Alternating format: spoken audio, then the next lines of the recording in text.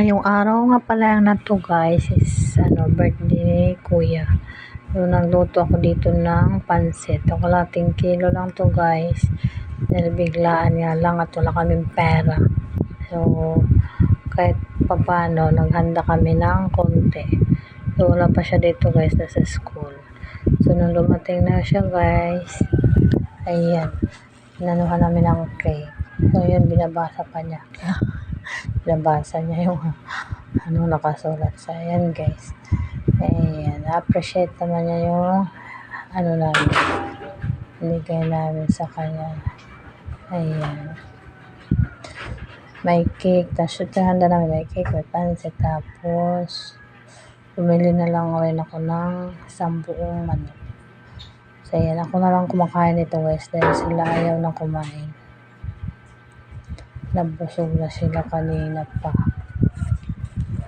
Ayan, kumain tayo guys. Tikman natin yung ating pansit na luto ko.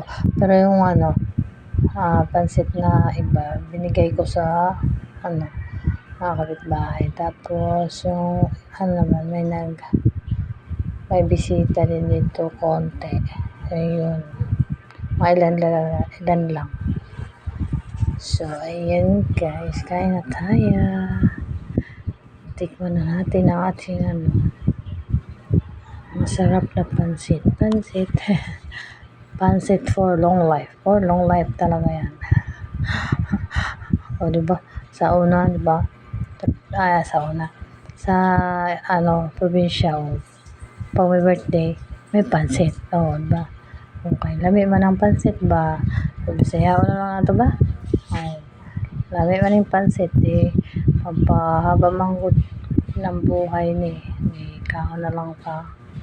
Huwag niya akong niluto no, kaon ta lami kayo ni na ako na usa, di ko na kay tahimik man, lonely.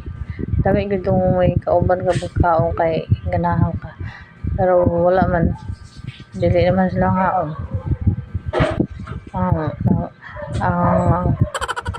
Kuha naman dili